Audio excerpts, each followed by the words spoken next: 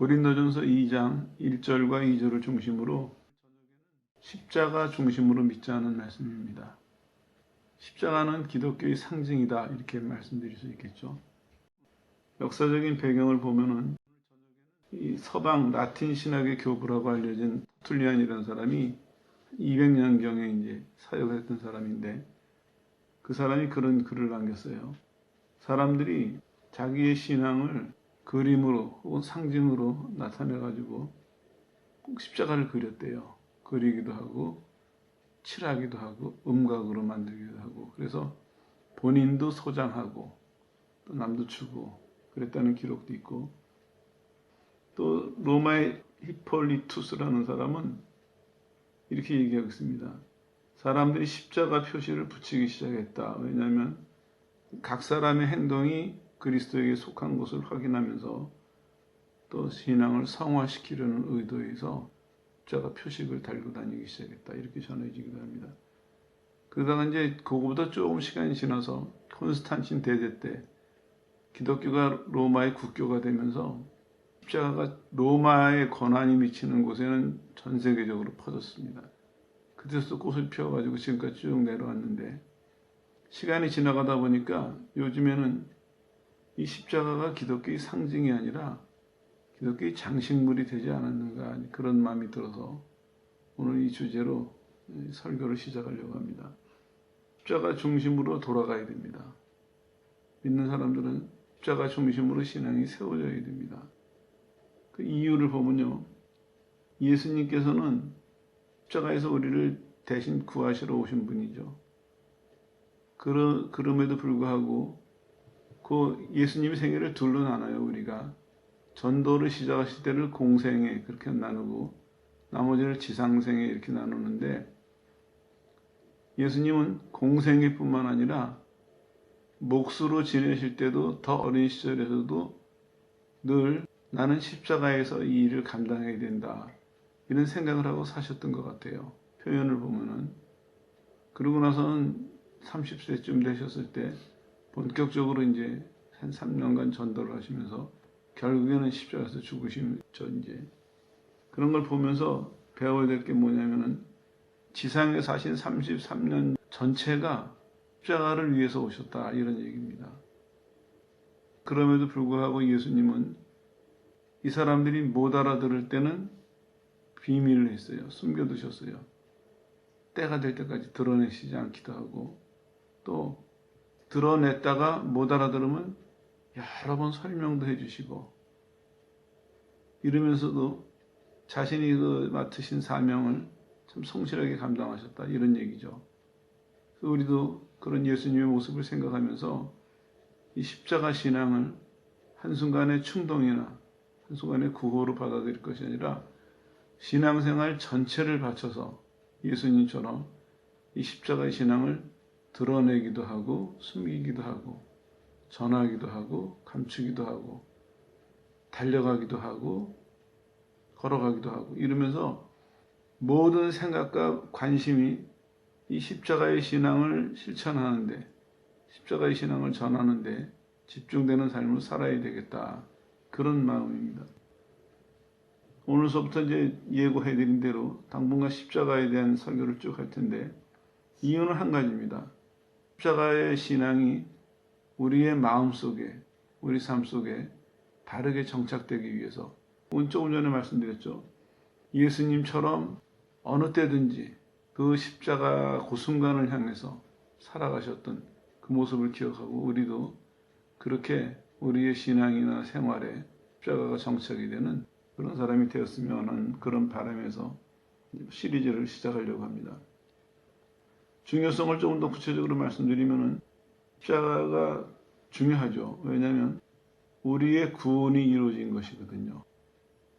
다시 말씀드리면 하나님의 용서와 화해가 이루어진 곳입니다. 중요해요, 십자가 사건이. 그렇기 때문에 예수님께서도 예수님의 생애를 보면은 3번은 정확하게 말씀하세요. 내가 예루살렘에 올라가서 십자가에서 죽을 것이다. 3번은 정확하게 말씀하시고, 8번이라고 주장할 수도 있고 9번이라고 주장할 수도 있는데, 그건 이제 하나하나 살펴볼 거예요. 그렇게 중간중간에 암시를 주신 부분들이 있습니다. 그래서 예수님의 생애를 이 사복음서를 쭉 정리해 봤을 때 우선 마지막 주간, 그 십자가를 지신 주간이죠. 마지막 주간 더하기 3번의 예고 더하기 8번가량의 암시 더하기 이렇게 해서 십자가와 관련되는 얘기를 다 모아보면은 신약성경에 남은 부분들이 얼마 없을 만큼 신약성경 마태, 마가, 누가, 요한 이 사복음서의 전체가 그렇게 구성이 되어 있다. 이렇게 말씀드릴 수 있습니다. 그리고 이제 시간이 되는 것만큼 우리가 살펴볼 텐데 사도들의 책도 마찬가지예요. 서신서도 보면 결국에 무슨 얘기냐면 예수님은 그 십자가를 전하고 다니셨고 그 다음에 예수님이 승천하신다면 사도들은 그 십자가를 설명하고 다녔습니다. 해설해 줬어요. 무슨 의미고 왜 이렇게 된 거고 어떻게 믿어야 되고 신약성경 전체가 십자가다 이렇게 볼 수도 있고 또 더 얘기를 확대해 보면은 구약성경도 마찬가지입니다. 구약성경도 인간이 딱 범죄하는 순간 하나님 뭐라고 그러셨습니까? 여인의 후손을 약속했거든요. 우리는 몰랐지만 결국에는 예수님이 십자가에서 구원하신다는 얘기였어요.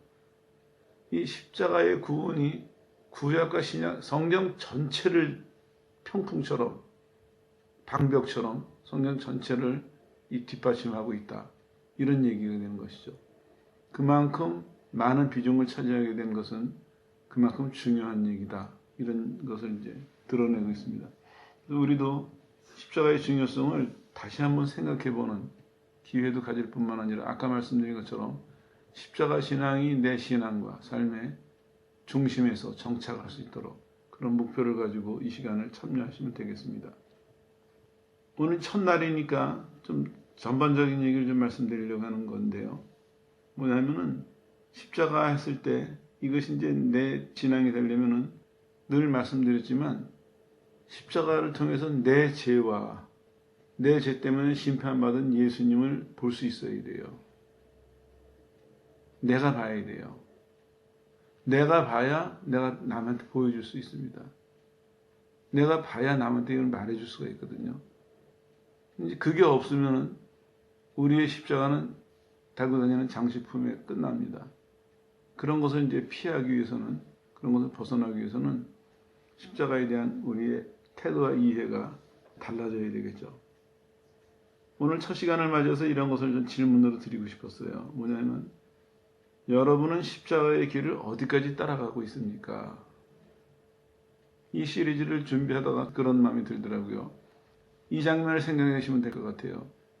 예수님이 전도를 시작하시는 순간서부터 본다면은 전도를 하시면서 가르치시기도 하고 병도 고쳐주시고 기적도 행하시고 그러고 다니셨어요.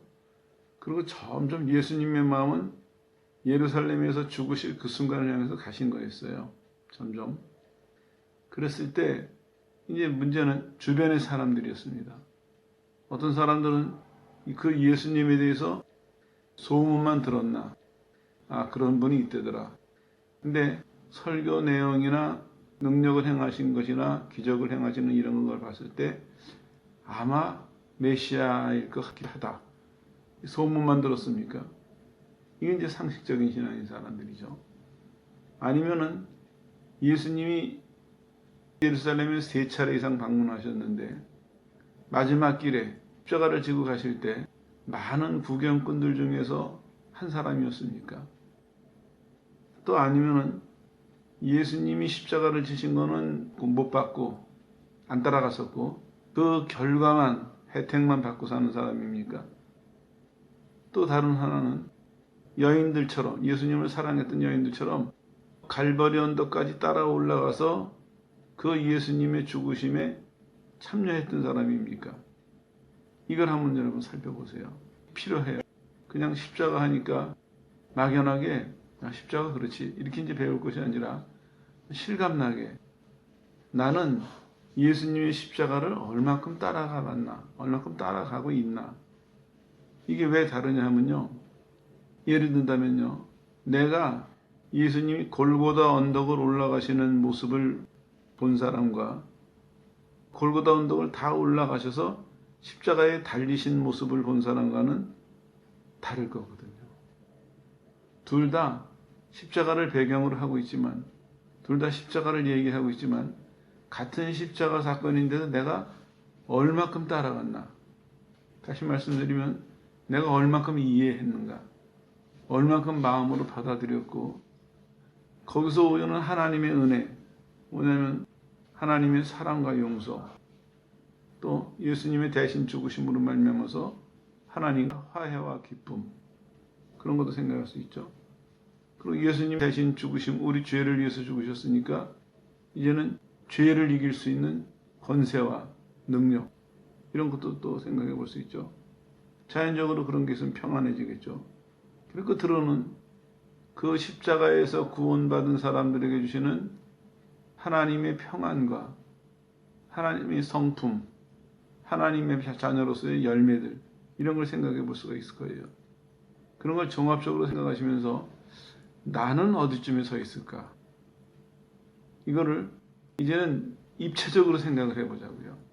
십자가를 지셔서 십자가에서 죽으시는 그 예수님의 그 걸음을 쭉, 그 행로를 생각하면서 나는 얼마큼 따라가고 있나? 그거는 내가 받은 은혜와 비례합니다. 내가 받은 은혜는 곧 나의 신앙과 나의 생활과 연결되어 있거든요. 그대로 드러납니다. 내가 받은 은혜도 그만큼 드러나고, 그걸 표현하는 내 신앙과 삶도 그만큼 드러나고, 이거를 실제화하자는 의미에서 이 질문을 마련했던 것입니다. 여러분들도 이 시간을 계기로 한번 생각해 보세요. 스스로 생각해 보세요.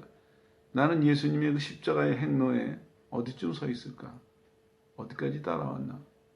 반복해서 말씀드리면 얼만큼 이해하고 있고 얼만큼 내 것으로 만들고 있는가? 이건 조금만 관심을 가지고 관찰해 보시면 달라요. 들은 거랑 본 거랑 다르거든요. 또 본 거랑 그 본 것으로 인해서 내가 결심을 한 거랑 또 달라요. 그 결심을 해가지고 꾸준히 지키는 거랑 또 달라요. 그렇게 본다면 믿는 사람을 볼 때 같은 십자가의 은혜로 구원받았고 같은 십자가의 은혜 속에서 살아가고 있지만 이 사람들이 받는 은혜와 또 이 사람들이 맺는 결과는 천지 차이라는 것이죠. 천지 차이. 근데 만약에 하나님께서 내 그릇을 요만큼 하셨다면 괜찮아요. 근데 그렇지가 않은데 내가 모르거나 안 하거나 해가지고 하나님이 나한테 기대하시는 것과 그것에 못 미치는 그런 열매를 맺는다면 이건 부끄러운 일이 되잖아요. 이런 일들을 이제 방지하기 위해서 우리 각자가 이번 기회에 아마 몇 달이 걸릴 거예요. 이번 기회에 이 십자가의 행로에서 나는 어디쯤 서 있나? 그 서 있는다는 얘기가 어디까지 따라와 있나? 그걸 한번 본인 스스로가 확인을 해보세요. 이거는 본인의 신앙을 위해서도 중요한 일입니다. 그리고 그거를 확인하신 다음에 거기서부터 본인이 이제 내가 어떻게 신앙생활 할 것인가 앞을 내다볼 수도 있고 이렇게 되는 거거든요. 그래서 나는 오늘 첫 시간을 맞이해서 이렇게 개인적으로 소개해드리고 싶어요. 다른 사람이 나한테 십자가가 뭡니까? 이렇게 물어본다면 이렇게 대답하고 싶어요. 나한테는 행복한 사고였습니다. 행복한 사고였습니다. 대부분 사고 나면 불행해지잖아요. 근데 십자가는 그렇지 않았습니다. 내가 십자가 앞에 설 때까지는 부끄럽고 죄가 있으니까 두려웠었는데 십자가 앞에 서보니까 행복한 사고였습니다. 왜냐? 용서받을 수 있었고 새 생활을 시작할 수 있었기 때문에 정말 행복한 사고였습니다. 행운의 사고 정도가 표현이 작아가지고 일부러 행복한 사고라고 그랬는데 정말 해피 액시던트였습니다. 행복한 사고. 세상에 사고 당해놓고 이렇게 행복한 일은 십자가 사건 외에는 없을 거예요. 어떤 사람이든지 여러분들도 그런 행복함에 참여하시기를 기대합니다. 어떤 사람이든지 십자가 앞에 섰다면 그 십자가에 매 달렸다면 그러면은 같은 고백을 할 수밖에 없을 거예요. 왜냐? 거기 새로운 역사가 일어나는 거거든요. 용서와 화해와 회복과 새로운 게 일어나는 거거든요. 엄청난 변화가 거기서 일어나는 순간입니다. 그 안에 엄청난 것들이 담겨져 있습니다. 이 귀한 보물을 우리가 예수 믿는 다음부터 또 공부하고 또 배우고 익히고 따르고 전하고 이거를 남은 시간을 다 바쳐 해도 부족한데 이거를 만약에 우리가 게을리하거나 소홀히 한다면 그게 이제 우리의 부끄러움이 되는 것이죠.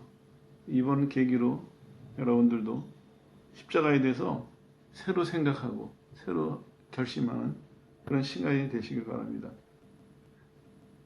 사도 바울은 이렇게 얘기하고 있습니다. 고린도전서 1장 18절에 보니까 십자가의 도가 멸망하는 사람들에게는 미련한 것이고 그러나 구원을 얻은 우리에게는 하나님의 능력이다. 이렇게 갈라지는 거예요.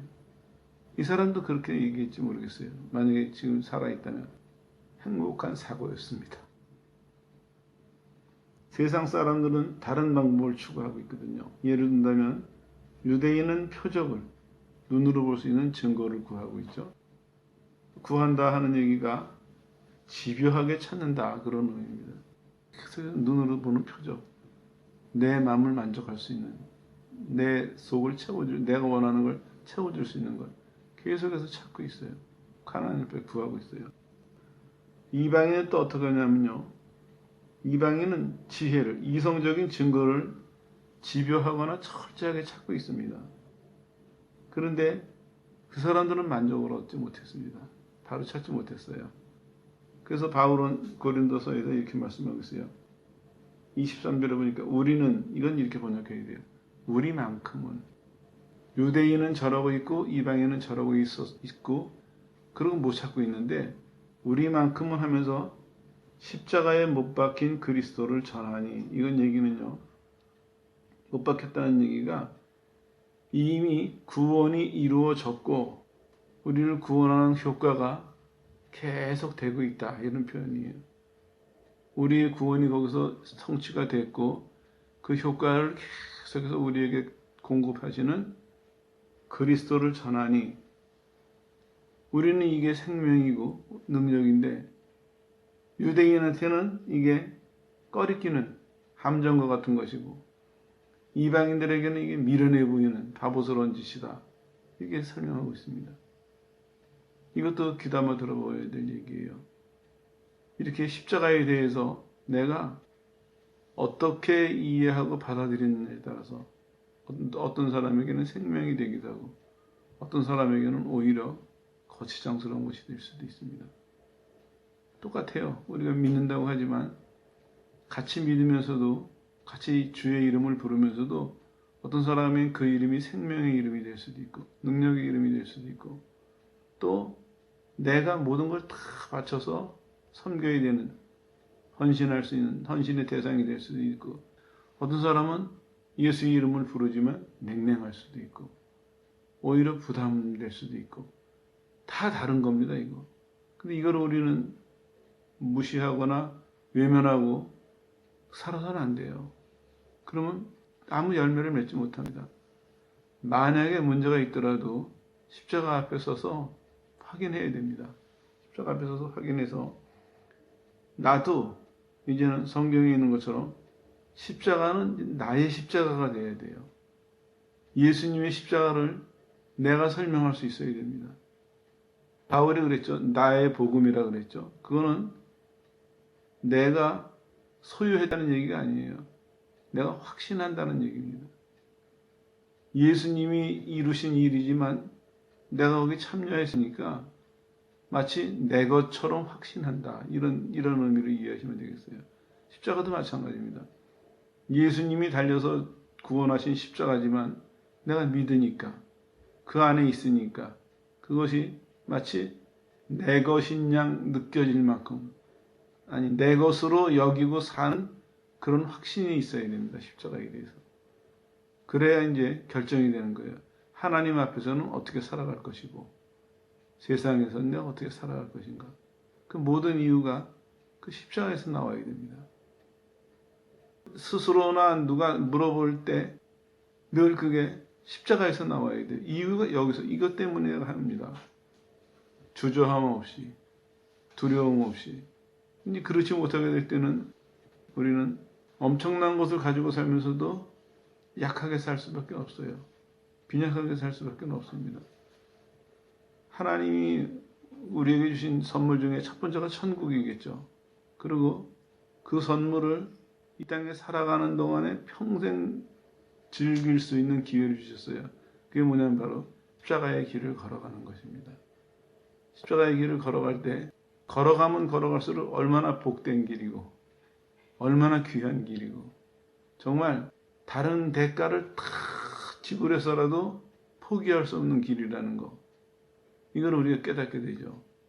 그래서 이제 우리의 신앙생활은 늘 감사하고 늘 찬송하고 늘 풍성한 그런 삶을 살게 되는 것입니다. 뭐가 있어서 풍성하고 없어서 풍성한 것이 아닙니다. 이제는 소유가 우리를 풍성하게 하는 것이 아니라 십자가의 이 은혜가 늘 우리를 풍성하게 하고 충만하게 하고 강건하게 할 것이거든요. 이게 성경이 약속한 것이고 성경이 축복한 것입니다. 우리가 이렇게 한 사람 한 사람 살아갈 때 이것이 하나님께는 영광이 될 것이고 간접적으로 세상의 전도의 기회가 될 거예요. 우리가 그렇게 살아간다면 다른 사람들이 주목할 거예요. 관심을 끌 거예요. 저 사람들은 뭐 때문에 저렇게 살고 있을까? 살 수 있을까? 물어볼 거예요. 당신들은 왜 그렇게 삽니까? 아니면 무엇이 당신들로 하여금 그렇게 살아가게 합니까? 물어볼 거예요. 그리고 이거는 갈수록 더 준비해야 돼요. 왜냐하면 성경은 분명히 약속하고 있습니다. 마지막에 올수록 사람들이 길을 찾거든요. 마지막에 올수록 양극화 현상이 일어나요. 한편으로는 자기 마음대로 살고 싶은 욕망도 있지만 그래도 하나님의 형상으로 창조됐기 때문에 한편으로는 막연하게나마 다른 길이 어딘가 이 두 가지가 마음속에 있거든요. 그때 주변에 그렇게 살아가는 사람들이 많다면 그 사람들이 자극을 받겠죠. 그리고 물어볼 거예요. 너는 어떻게 해서 그렇게 살아가느냐? 아니면 나도 너처럼 그렇게 살아가려면 내가 어떻게 해야 되겠느냐? 이렇게 물어보겠죠. 그런 사람을 준비하고 있다가 대답하라고 베드로 사도는 전하고 있습니다. 그만큼 말씀드리고 이제 매듭을 지을게요. 오늘 십자가 중심으로 믿자고 시작을 했는데 십자가 중심의 생활은 어떻게 해야 되느냐? 십자가 중심으로 내가 받아들이기 시작했다면 첫 번째 세례라는 문제가 나와요. 세례. 세례는 성경에 이런 식으로 표현되고 있어요. 어떤 사람이나 물질을 새로운 환경이나 조건으로 바꾸는 것이다. 다시 말하면 예수님의 생명과 결합시킴으로 말미암아서 죄악된 성품이 깨지고 주님의 죽음, 장사되는 것이죠. 부활에 있어서 예수님과 하나가 됨으로 말미암아서 하나님의 성품이 우리한테 옮겨지는 거예요. 그래서 세례가 의미가 중요합니다. 다시 정리해 드릴게요. 성경에 보면은 예수님도 그러셨고 예수님의 제자들도 회개, 구원을 전하면서 꼭 세례를 거기 연결시켰어요. 왜냐하면은 그 사람들이 구원받은 다음에 세례를 통해서 예수님과 연합이 되고 여기서의 세례는 그냥 씻는다는 의미 정도가 아니에요. 연합이 돼서 우리 것이 깨져나가고 우리 것을 버리고 하나님의 새로운 것이 심어진다. 옮겨서 심는다. 이런 의미이기 때문에 세례가 중요합니다. 여러분도 십자가 중심의 생활을 점검해 보실 때 아니면 결심하실 때 이거 살펴봐야 될 부분이에요. 내가 정말 예수님의 십자가를 마음속에 받아들였다면 그렇다면 내가 예수님과 연합해서 그 연합은 바로 나를 버리고 예수님의 성품을 따라가는 이런 결과로 나타나고 있는가? 이런 운동으로 나타나고 있는가? 이걸 살펴봐야 됩니다. 한마디만 더 덧붙이면요. 결국에 신앙생활이라는 것은 막 힘으로 하는 게 아니에요. 노력하지만 우리가 이해했던 그 노력하고는 다른 것이죠. 왜냐하면 내가 십자가의 신앙을 받아들이는 순간 내 속에서 예수님과 연합된 것이 움직이니까 나를 자동적으로 옛사람을 버리고 새사람을 따라가도록 속에서 역사가 일어나고 있거든요. 그러니까 그런 면에서 보면 내가 힘들 게 없는 것이죠. 그리고 또 속에서 그런 역사가 일어날 때 따라가야 되는 면에서 보면 내가 수고해야 되고 그런 양면성이 있습니다. 그것도 잘 이해하셔야 돼요. 신앙을 극단적으로 이해하고 극단적으로 표현하는 것은 위험합니다. 신앙이 가지고 있는 그 면을 다 생각해서 얘는 말할 때도 주의해서 말하고 다른 사람의 말을 들을 때도 내가 분명히 안다면은 저런 의미로 말을 하고 있구나 지금 이렇게 할 것이죠. 바울도 마찬가지예요. 바울이 말하고 다닐 때 주로 바울은 이 세례를 얘기할 때 예수님과 연합을 많이 했습니다. 성화, 성장에 대해서.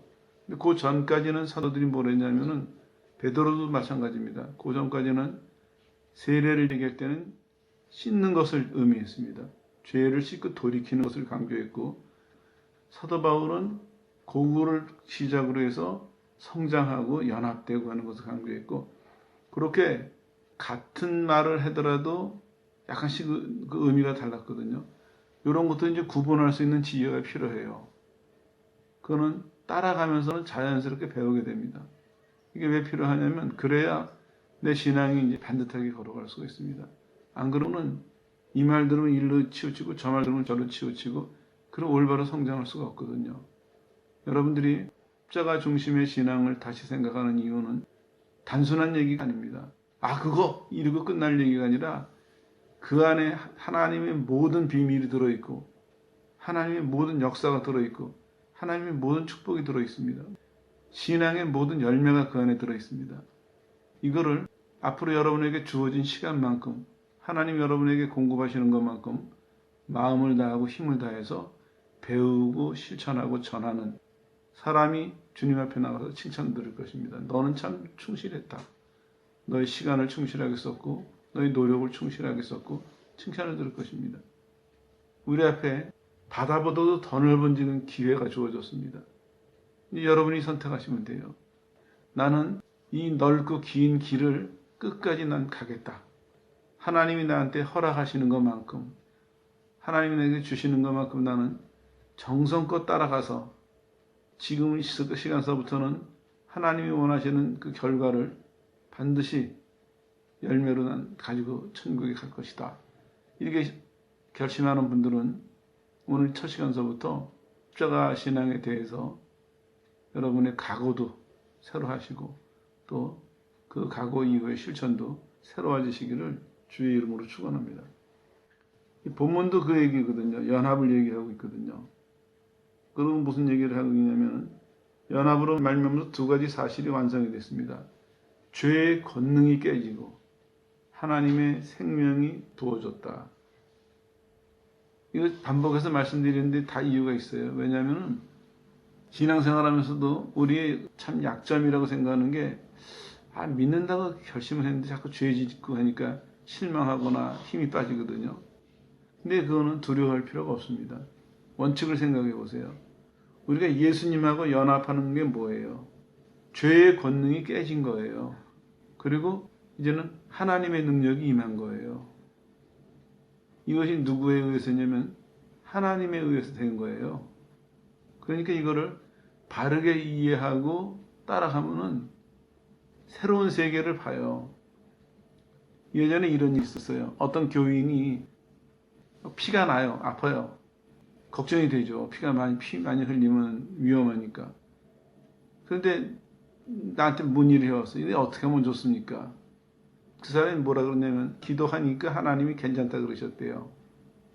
내가 되물어봤어요. 당신은 피가 나서 위험한 상황에 마음을 쓰겠습니까? 아니면은 괜찮다 그러신 하나님의 말씀에 마음을 쓰겠습니까? 그랬더니 생각을 바꿨어요. 하나님 말씀을 붙들겠습니다. 그래서 그 위기를 넘겼고 건강해졌어요. 생명이 왔다 갔다 하는 순간이었을 수도 있습니다. 그만큼 위중한 시간이었거든요. 이 말씀을 일부러 드리는 이유가 우리에게 주신 하나님의 능력, 신앙의 능력 엄청난 거예요. 우리가 자꾸 우리 약한 것만 보고 오히려 잘못한 것만 생각을 하니까 힘이 빠지는데 아니에요. 거꾸로 생각하셔야 돼요. 예전에는 우리가 그런 사람이었지만 이제 예수님과 연합함으로 말미암아서 우리를 죄로 이끌던 힘은 이제 깨졌습니다. 그 힘을 잃었어요.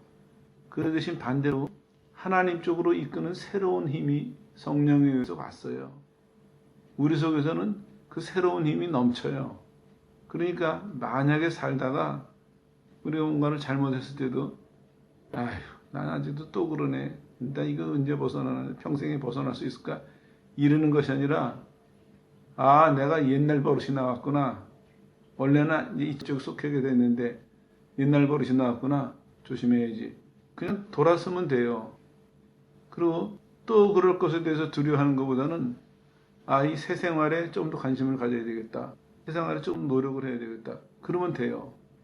잘못 알고 있기 때문에, 잘못 따라가고 있기 때문에 우리는 많은 것을 받았음에도 불구하고 아주 스스로 빈약하게, 허약하게 살아가고 있거든요.